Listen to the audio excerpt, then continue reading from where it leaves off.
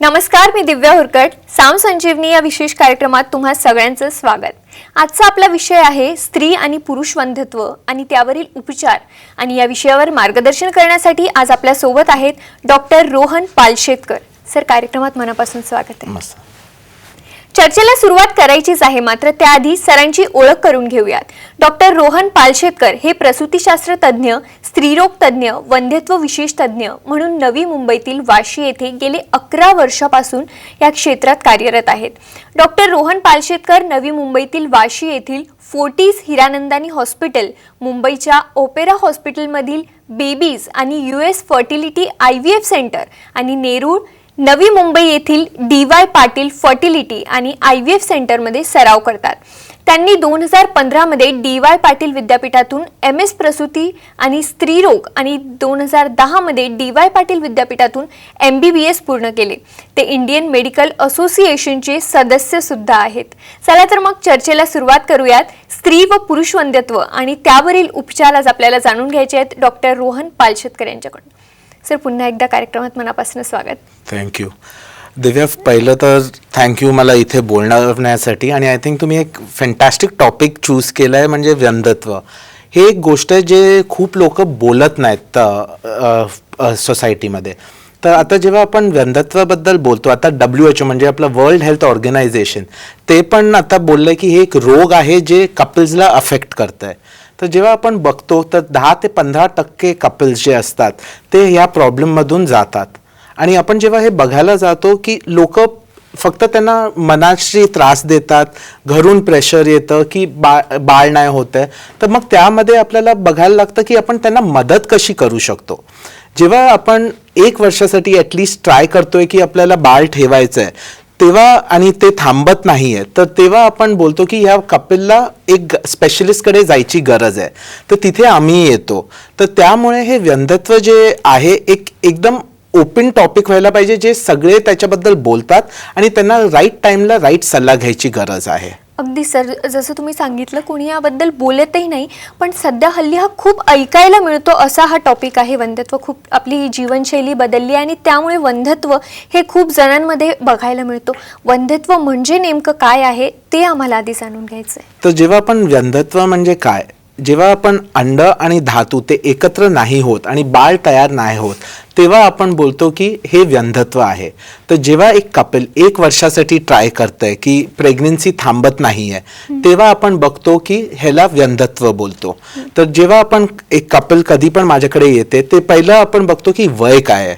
तर जेव्हा 35च्या खाली असते कपल, तेव्हा आम्ही बोलतो की ॲटलिस्ट 1 वर्ष तुम्ही नॅचरली ट्राय केलं तर मग तुम्ही आमच्याकडे ट्रीटमेंटसाठी या, किंवा ॲटलिस्ट 1 वर्ष नॅचरलसाठी आम्ही तुम्हाला मदत करू त्याप्रमाणे प्रेग्नेंट व्हायला.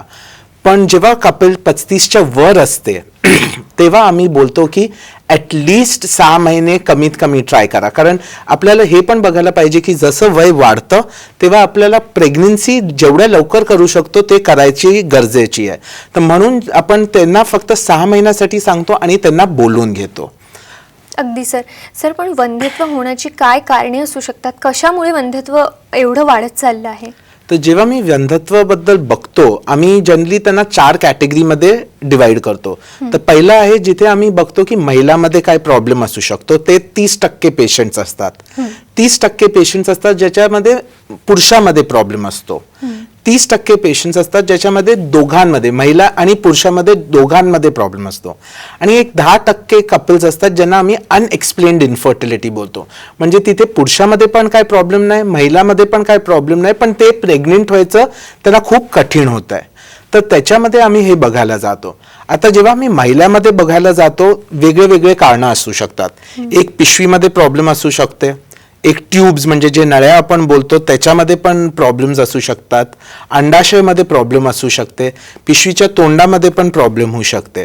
तर जेव्हा आम्ही हे वेगळे वेगळे गोष्टी बघतो तेव्हा आम्ही बघतो की अंडाशयामध्ये काय एक्झॅक्टली प्रॉब्लेम आहे. अंड्याची ताकद कमी आहे, किंवा आता PCOD जे आहेत त्याच्यामुळे प्रेग्नन्सी थांबत नाही. मग वेगळे वेगळे प्रॉब्लेम्स सच ॲज एंडोमेट्रिओसिस, जिथे रक्त जे पाळीचं रक्त असतं ते बाहेर यायच्या जागेत ते पोटात जातं आणि अंड्याला अफेक्ट करतं. मग कधी कधी नस जी असते ती बंद असते महिलात, तर त्याच्यामध्ये आपलं प्रेग्नन्सीचे चान्सेस कमी होतात. मग पिशवीमध्ये आपण बघायला गेलो तर फायब्रॉइड्स असू शकतात, अडिनोमायोसिस, ते हे सगळे वेगळे वेगळे प्रॉब्लेम्स असतात ज्याच्यामुळे हे पकडू नाही शकत. आपल्या भारतात TB ही एकदम मोठी गोष्ट आहे. ह्याच्यामुळे पिशवीच्या आत जे असते ते धागे बनतात, त्याच्यामुळे पण प्रेग्नन्सी थांबत नाही. तर हे पण ट्रीट करायची असू शकते. मग पिशवीचं तोंड जे असतं ते कधी कधी एकदम टाईटली बंद असलं तर मग धातू पण आतमध्ये जाऊ नाही शकत, त्याच्यामुळे प्रेग्नन्सी कधी कधी थांबत नाही. कारण धातू अंड्यापर्यंत पोचले नाही तर प्रेग्नन्सीचे चान्सेस पण कमी होतात. मग आपण बघायला गेलो पुरुषामध्ये, तर पुरुषामध्ये 3 मेन गोष्टी असतात स्पर्म्स बद्दल, म्हणजे धातू बद्दल. तर धातूमध्ये आम्ही 3 प्रकारचं बघतो. एक की किती धातू आहेत, ते ॲटलिस्ट 15 मिलियन धातू असायला पाहिजेत कमीत कमी, तर आम्ही बोलतो की हे नॉर्मल काउंट आहे. मग आम्ही बघतो की ताकद म्हणजे हलायची ताकद किती आहे, ती कमीत कमी 40% तरी असायला पाहिजे. मग आपण बोलू शकतो की प्रेग्नन्सीचे चान्सेस आपले चांगले असू शकतात. मग आपण बघतो की तिसरं की नॉर्मल म्हणजे स्पर्म्स कसे आहेत, दिसणारे कसे आहेत, ते ॲटलिस्ट 4% नॉर्मल असते तर मग प्रेग्नन्सीचे चान्सेस चांगले असतात. तर हे जे 3 प्रकार बघतो, मग त्याच्यावर अवलंब होतं की हे पुरुषामध्ये काय प्रॉब्लेम आहे की नाही. ह्याच्यामध्ये कोणत्या पण एक फॅक्टरला अफेक्ट झालं तर मग त्याची ट्रीटमेंट करून आपल्याला त्यांना हेल्प करायला लागतं कन्सीव्ह व्हायला. तर त्याच्यामुळे हे दोन्ही गोष्टी महिला आणि पुरुष दोघांचं ट्रीटमेंट करायचं गरज आहे. आपण कधी पण व्यंधत्व नाही बोलू शकत की हे महिलामुळे किंवा हे पुरुषामुळे. व्यंधत्व एक कपलचं डिसीज आहे, फक्त एकाचं कोणाचं नाही आहे. कारण आपल्याला दोघांना आई वडील बनवायचं आहे, फक्त एकाला नाही. अगदी सर, आता जसं तुम्ही सांगितलं स्त्री वंध्यत्व आणि पुरुष वंध्यत्व या दोघांवरही तुम्ही उपचार करता आणि हा एक कपल डिसीज आहे. आणि समाजात वंध्यत्वाचे जे जोडपे असतात, ज्यांना वंध्यत्व आजार आहे, त्यांच्याकडे खूप एक वेगळ्या नजरेने बघितलं जातं. हो. तर त्या लोकांसाठी, त्या कपल्ससाठी काय उपचार केले जातात वंध्यत्वावर? तर आता व्यंधत्व, आता मी 1978 मध्ये पहिली बाळ IVF नी झाली होती. हो. तेव्हा आपण बघतो की सक्सेस रेट्स फक्त 1 ते 2% होते. आता आपण ह्या पोझिशनमध्ये पोचलोय की 50 ते 60% पर्यंत आपल्याला IVF चे सक्सेस रेट्स भेटतात. पण व्यंधत्वाचं ट्रीटमेंट फक्त IVF नाही आहे. ह्याच्यामध्ये आम्ही ॲक्च्युली ट्राय करू शकतो की तुम्हाला नॅचरली कन्सीव्ह करायला मदत करू शकतो. तर आम्ही काय करतो की गोळ्या देऊन अंडी वाढवतो. आम्ही एक पिरियड देतो ज्याच्यात तुम्ही संबंध ठेवले तर त्याच्यामध्ये सगळ्यात जास्ती चान्स आहे की प्रेग्नेंट होऊ शकतात. दुसरं आहे की आपण जेव्हा IUI ट्रीटमेंट, तर ह्याच्यामध्ये IUI ट्रीटमेंटमध्ये आम्ही काय करतो की त्याच्यामधून अंडी जी वाढवतो आम्ही 1 किंवा 2 किंवा मॅक्झिमम 3 अंडी वाढवायचा प्रयत्न करतो. त्याच्यामध्ये एक वेळा अंडी पूर्ण वाढली की एक इंजेक्शन देतो, म्हणजे अंडी फुटतात.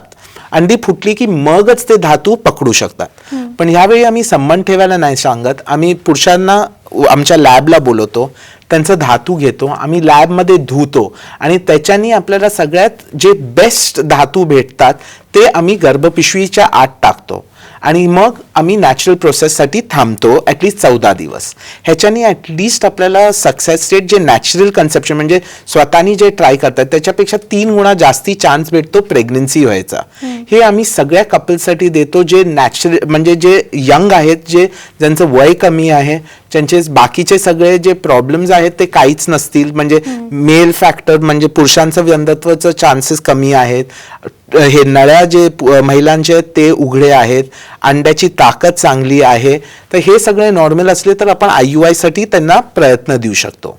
मग आपलं तिसरं ऑप्शन आहे जे IVF, ज्याच्यामध्ये आम्ही ॲक्च्युली खूप पेशंटसाठी डील करतो. तर IVF मध्ये आम्ही काय करतो की जेवढे आम्हाला 10 ते 12 दिवस इंजेक्शन्स देऊन जेवढे जास्ती अंडी वाढवू शकतो ते वाढवायचा प्रयत्न करतो. एक वेळा हे अंडी वाढली की मग आम्ही ॲनेस्थीसिया म्हणजे भूल देऊन सोनोग्राफी थ्रू अंडी ही बाहेर काढतो. पुरुषांचा धातू घेतो आणि आम्ही बच्चू तयार करतो लॅबमध्ये. हे बच्चू आम्ही 3 ते 5 दिवस लॅबमध्ये ॲक्च्युली वाढवतो आणि ते तयार बच्चू आम्ही गर्भपिशवीमध्ये टाकतो. तर ह्याच्यामध्ये ऑलमोस्ट जे नॅचरल आहे त्याच्यापेक्षा ऑलमोस्ट 10 गुणा जास्ती चान्स आहे प्रेग्नेंट व्हायचा.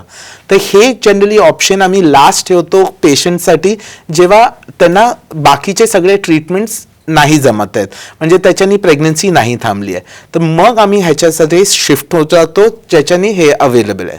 आता IVF मध्ये पण वेगळे वेगळे ट्रीटमेंट्स आले, जसे ICSI म्हणजे ज्याच्यामध्ये आम्ही ॲक्च्युली एक स्पर्म बघतो की ते चांगलं आहे, त्याप्रमाणे चूज करून ते आम्ही अंड्याच्या आत इंजेक्ट करतो. हे जेव्हा पुरुषांना वंध्यत्वाचा इश्यू असतो, म्हणजे जिथे आपल्याला नंबर्स कमी असतात धातूंचे, तर त्याच्यामध्ये आम्ही ते एक एक स्पर्म सिलेक्ट करतो जे बेस्ट असू शकतात आणि त्यांना बेस्ट एम्ब्रिओ क्वालिटी देऊ शकतं. मग दुसरं असतं की इम्सी.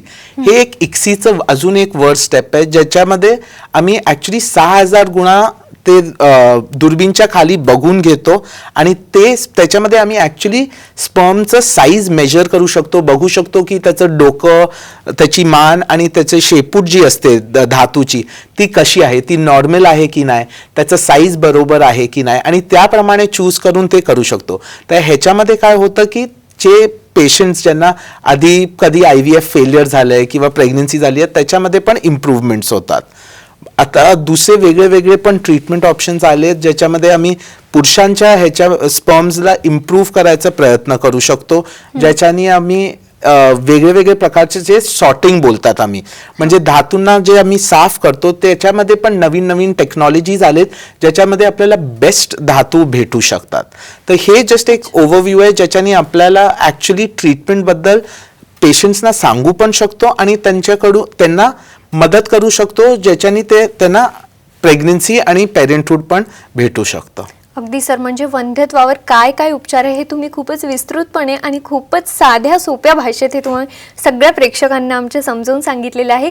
तुम्हालाही स्त्री वंध्यत्व असो की पुरुष वंध्यत्व असो, तुम्हाला त्यावर उपचार करून घ्यायचे असतील तर सध्या तुम्हाला स्क्रीनवरती जे संपर्क क्रमांक दिसत आहेत ते नोट करून घ्या. त्या संपर्क क्रमांकावर तुम्ही डॉक्टर रोहन पालशेतकर यांना संपर्क करू शकता. अजून मार्गदर्शन तुम्हाला हवं असेल, तुमच्या काही शंका असतील, प्रश्न असतील तर तुम्ही हे सगळं मार्गदर्शन डॉक्टर रोहन पालशेतकर यांच्याकडून घेऊ शकता. तुर्तास वेळ झाली एक छोट्याशा ब्रेकची, कुठे जाऊ नका, पाहत रहा साम संजीवनी.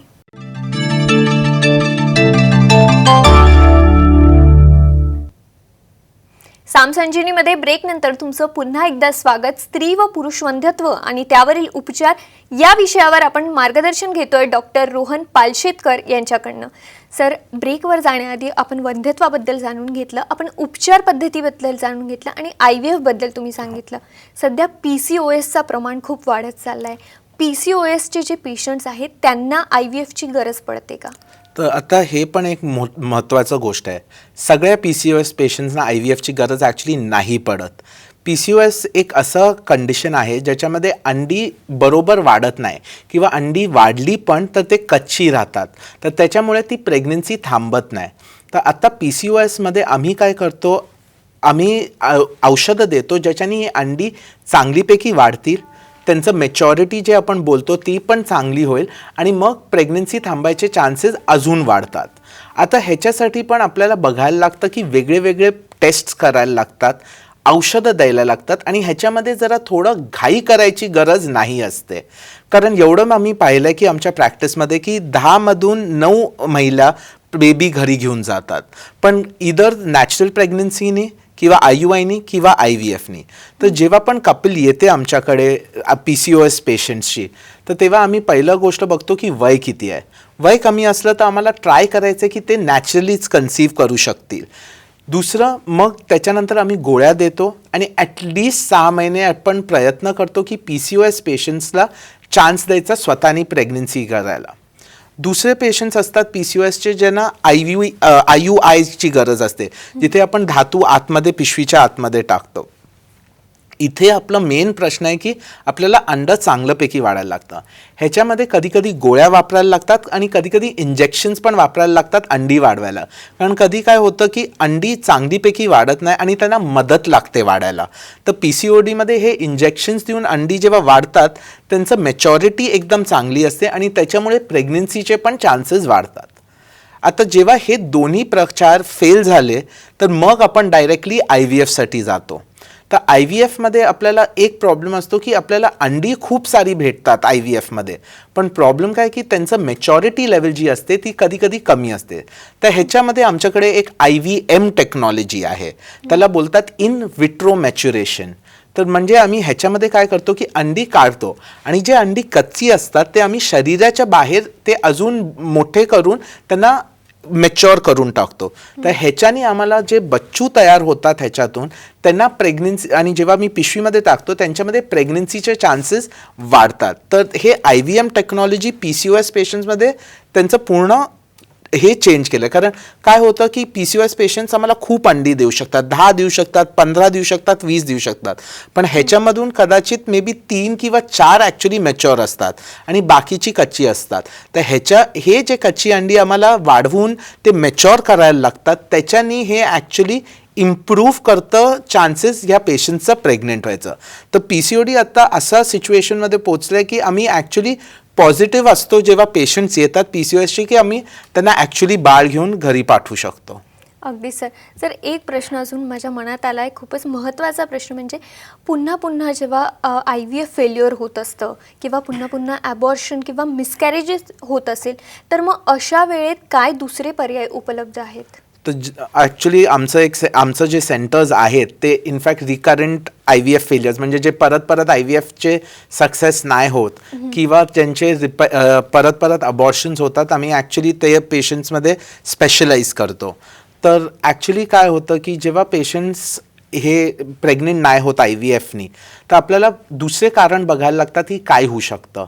तर पहिलं आपल्याला करायला लागतं एक हिस्ट्रोस्कोपी. म्हणजे काय, त्याला एक प्रोसिजर असते जिथे आम्ही कॅमेरा गर्भपिशवीच्या आत टाकतो आणि ॲक्च्युली आतमधून बघतो की गर्भपिशवी चांगलीपैकी पकडायला तयार आहे की नाही, त्याच्यामध्ये पडदा आहे का, त्याच्यामध्ये फायब्रॉइड किंवा काय दुसरी गाठ आहे का, ते आम्ही बघतो. त्याच्यातून आम्ही एक छोटासा तुकडा पण काढतो आणि ते टेस्टिंगसाठी पाठवतो की बघायला की काय TB किंवा अजून काय त्रास आहे ज्याच्यामुळे हे चिटकत नाही आहे.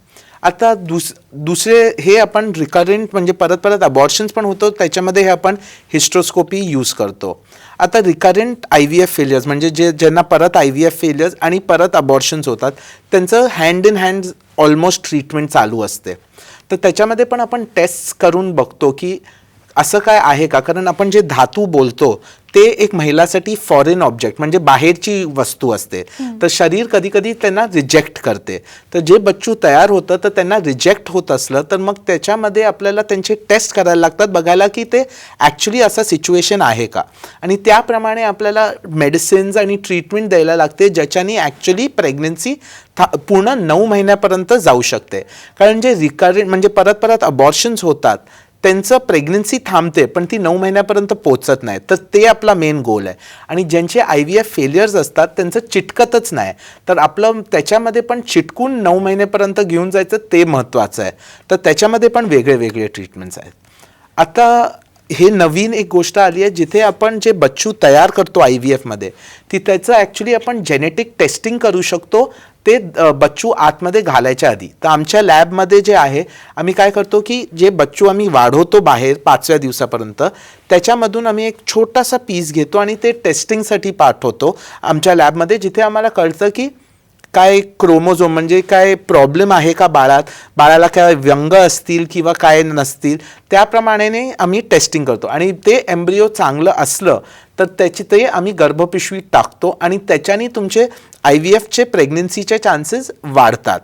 तर तुमचं परत परत फेल होत असलं तर हे एक जेनेटिक टेस्टिंग आहे जे आपण ॲक्च्युली यूज करू शकतो. दुसरी एक गोष्ट आहे की एक टेस्ट आलं आहे एरा, ज्याच्यामध्ये आम्ही काय करतो की आम्ही ॲक्च्युली तुकडं काढतो पिशवीचा आतून आणि ते आम्ही टेस्टिंगसाठी पाठवतो, बघायला की बेस्ट टाईम कोणतं आहे चिटकायला.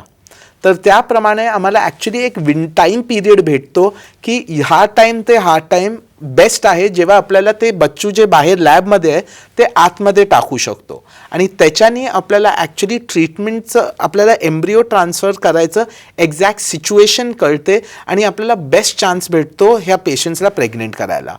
आता एक वेळा प्रेग्नेंट झाले ज्यांचे परत परत आहे, त्याच्यामध्ये पण आपल्याला वेगळं वेगळं बघायला लागतं की काय कारण असते. एक मेन कारण आहे की आपलं व्यंग असलं तर ते पडणार, पण आपण ऑलरेडी ते टेस्टिंग करतोय. दुसरं कारण असू शकतं की पिशवीचं तोंडमध्ये ताकद नसणार, तर कधी कधी आपल्याला टाके घ्यायला लागू शकतात ते प्रेग्नन्सी सस्टेन करायला. तर त्याच्यामध्ये पण वेगळे वेगळे प्रकार आहेत जे आपण दुर्बिणनी करू शकतो किंवा आपण त्याला खालून पण ऑपरेशन करून ते पिशवीचं तोंड टाईट करू शकतो. तर हे वेगळे वेगळे प्रकार आहेत ज्याच्याने आपण ॲक्च्युली ह्याचं प्रिव्हेंट करू शकतो. अगदी सर, म्हणजे IVF फेल झालं तरीही निराश होण्याचं काम नाही, त्यावरही उपचार आपण करताय. हो. तुम्हालाही IVF वर स्त्री व पुरुष वंध्यत्वावर उपचार करून घ्यायचे असेल, IVF पद्धती बद्दल अजून मार्गदर्शन हवं असेल, अजूनही उपचार पद्धती आहेत त्यांच्याबद्दल अजून मार्गदर्शन हवं असेल, तर सध्या स्क्रीनवरती तुम्ही जे नंबर बघतायत ते नोट करून घ्या आणि सरांना संपर्क करा. डॉक्टर रोहन पालशेतकर हे तुम्हाला नक्कीच अचूक मार्गदर्शन करतील. सर, एक प्रश्न माझा असा आहे की ही जी सगळी उपचार पद्धती आहे ही किती सेफ आहे? ॲक्च्युली ते आत्ता सध्या जे ट्रीटमेंट प्रोटोकॉल्स आहेत त्यांचं सेफ्टी प्रोफाईल इनफॅक्ट खूपच चांगलं झालं आहे. आधी प्रॉब्लेम्स असायचे ज्याच्यामध्ये अंड्यामध्ये सूज किंवा असं काही यायचं, पण आता जे प्रोटोकॉल्स आहेत त्याच्यामध्ये अंड्याची सूज पण कमी होते आणि आता आपलं टेक्नॉलॉजी एवढं वाढलं आहे की आपल्याला ॲक्च्युली चांगल्यापैकी दिसू शकतं की प्रोसिजर्स कसे होतात. तर ह्याच्यामधलं सेफ्टी प्रोफाईल एक्सलंट आहे. आणि आता खूप प्रश्न आम्हाला विचारले जातात की IVF बेबी आणि नॅचरल बेबीमध्ये काय फरक असतो का. एवढं समजा की धातू तुमचेच आहेत, अंडाशय तुमचंच आहे, तर प्रॉब्लेम्स आणि हे प्रेग्नन्सीमध्ये जेवढे नॅचरलमध्ये असतात तसेच IVFमध्ये असतात. तर IVF त्याप्रमाणे एकदमच सेफ प्रोसिजर आहे ज्याच्याने तुम्हाला प्रेग्नन्सी आणि तुम्हाला वंध्यत्वाचं प्रॉब्लेम ते आपण काढू शकू. तर तुम्हाला निराश होण्याची गरज नाही. तुम्हाला वंध्यत्व असेल किंवा तुमच्या ओळखीतही कोणाला असेल तर तुम्ही नक्कीच सध्या जे स्क्रीनवरती नंबर चालत आहेत ते त्यांना रेफर करू शकता. तुम्ही हे नोट करून घेऊ शकता. सरांना संपर्क करून त्यांचं मार्गदर्शन तुम्ही घेऊ शकता. सर, तुम्ही आज इथे आलात आणि एवढं छान मार्गदर्शन एवढ्या सोप्या पद्धतीत सगळं आम्हाला आणि आमच्या प्रेक्षकांना समजावून सांगितलं, त्यासाठी तुमचे खूप खूप आभार. थँक्यू. साम संजीवनीमध्ये आज वेळ झाली इथेच थांबण्याची, मात्र तुम्ही कुठेही जाऊ नका, पाहत रहा साम TV.